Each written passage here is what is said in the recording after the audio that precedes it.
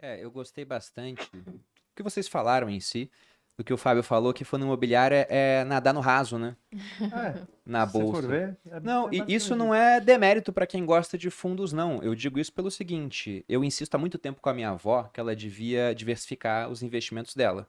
Porque a minha avó, ao longo da vida, ela investiu em imóvel físico, comprando um imóvel por vez, né? E vendia um, comprava dois, vendia os dois, comprava um de novo.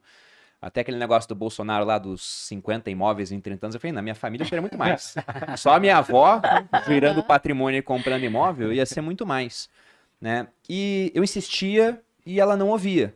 Só que agora que os juros voltaram a subir, ela falou: filho, eu quero investir em alguma coisa diferente aqui de poupança, né? Eu não quero mais comprar imóvel, muito trabalho. Daí eu falei: então vamos para renda fixa, mas esse juro tá alto e uma hora vai cair. Vamos investir em imóvel de uma outra forma, com um fundo imobiliário. Ela falou: mas isso é tipo ações? Porque na cabeça do brasileiro, poxa, ação é um negócio muito volátil. Jogatina. E de fato é volátil, né? Mas o perfil das empresas de vocês é menos volátil, por exemplo. Sim. Já cai menos.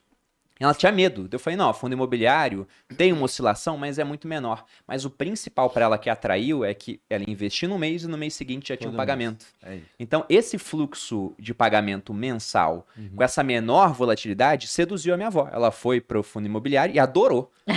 E mandou um áudio falando, você estava certo, não sei, nossa, tá rendendo muito bem, bota mais um pouquinho.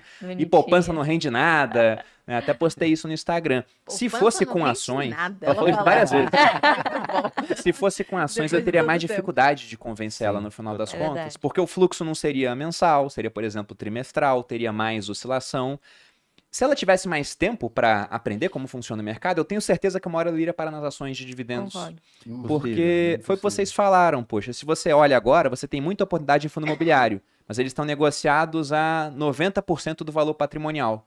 Os que estão negociados muito abaixo, 60, por exemplo, é o fundo imobiliário de um único imóvel lá no Rio de Janeiro que Exato. está sem ser locado há um tempão. Então, é muito mais Porque risco vai do que dar ruim, oportunidade. Exatamente. É o mercado mostrando, isso aqui está realmente complicado. Talvez não tenha nem dinheiro para pagar as próprias despesas.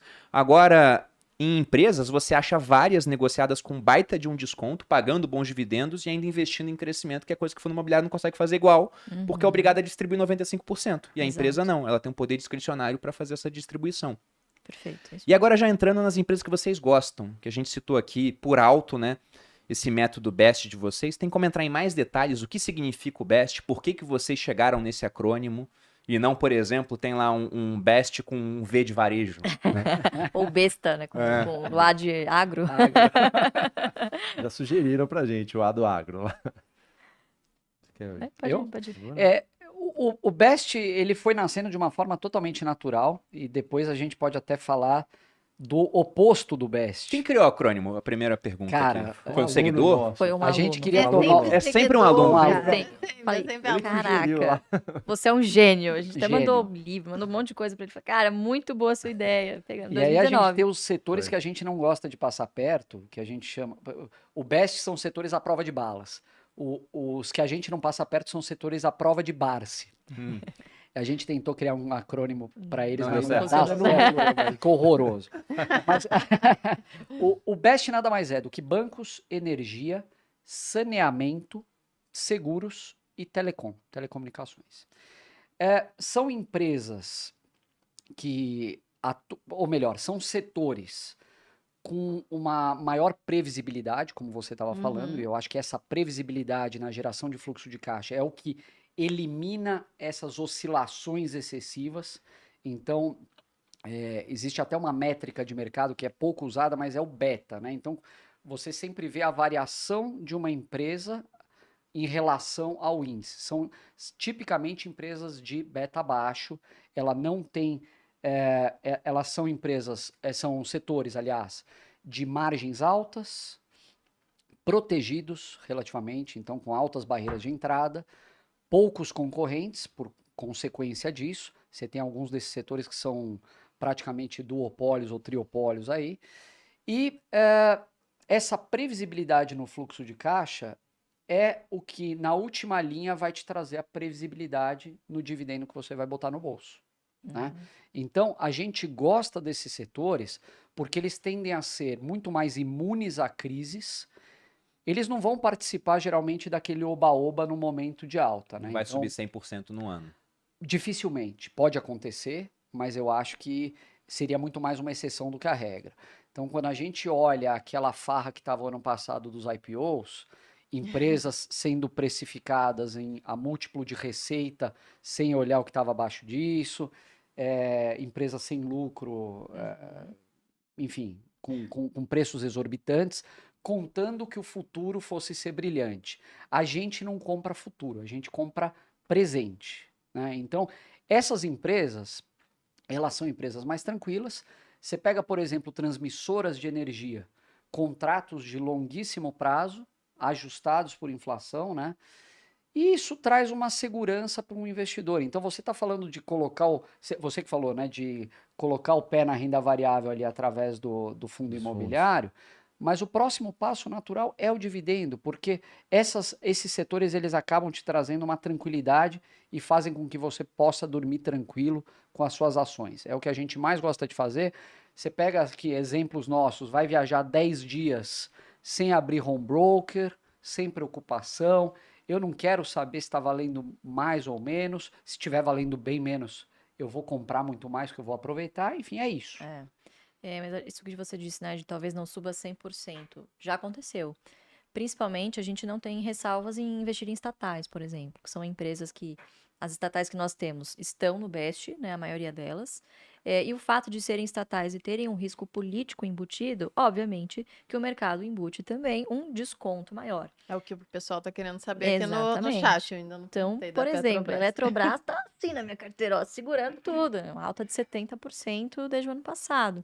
Então, assim, você consegue encontrar boas oportunidades também que vão multiplicar. E, obviamente, isso passa por você comprar a bons preços. E, de novo, isso não acontece quando tudo está né, indo muito bem. Então, Mas você sabe saber avaliar. quando passa esse oba-oba, na verdade, acho que nas ações, quando você faz metas em número de ações.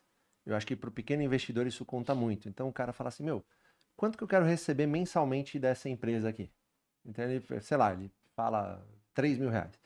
Aí ele começa, se você olhar por esse lado, mas quantas ações eu preciso ter dessa empresa que paga dividendos há mais de 20 anos consecutivos, sempre nos mesmos períodos? Quantas ações eu preciso ter dessa empresa para atingir esses R$ 3.000 por mês? Aí ele vai lá e faz uma conta. Preciso de, sei lá, 10.000 ações. Você começou a comprar 100 ações, o jogo já vira. Porque você vai querer sempre, primeiro, torcer para cair, porque você vai comprar mais com menos dinheiro. E segundo, você sempre vai estar de olho no dividendo que você vai estar recebendo. Porque o próximo aporte seu vai ser aporte mais dividendo. Então, você vê que é uma constituição, assim, não acaba. Você começou a comprar, automaticamente você já vai ser elegível ao próximo dividendo. Mês que vem você vai botar lá de novo o mesmo aporte, ou um pouquinho maior, mais o dividendo. Então, assim, você vê que a bolsa por si só não enriquece. O que enriquece é o seu trabalho, a bolsa vai lá e multiplica.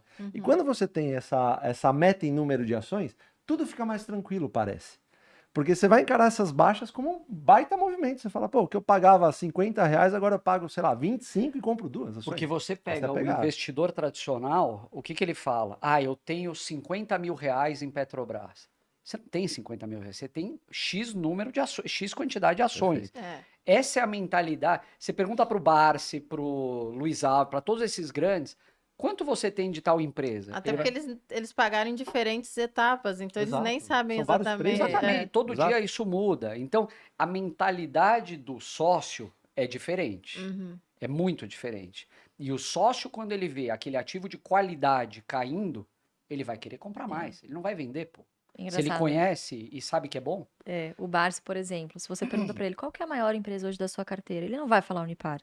Em valor financeiro, sem dúvida nenhuma, é Unipar, mais de 40% por conta da valorização dos últimos 2 anos. Mas ele vai falar, não, Klabin, porque eu tenho 70 milhões de ações da Klabin, agora 75 milhões de ações.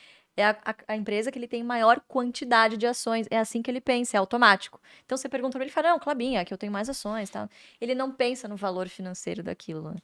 Então, é realmente quando a mentalidade do investidor, ela vira uma filosofia de vida. A gente vai no shopping e tal, deixa às vezes de comprar algumas coisas, porque, bom, isso aqui, quantos bancos do Brasil eu poderia comprar, exatamente, com isso aqui, com essa bolsa, enfim, então você começa a mudar a sua mentalidade também, a mudar o seu comportamento pessoal, quando você investe dessa maneira, é muito, muito engraçado. a sua avó tem home broker? Não, Não, porque ela deixou comigo. Ela Ela, nem olha. ela olha a cota quanto Não, tá não, valendo. não sabe o que cota, Pois nem é, sabe. a sua avó é muito mais investidora Exatamente. a grande Não, maioria. com certeza.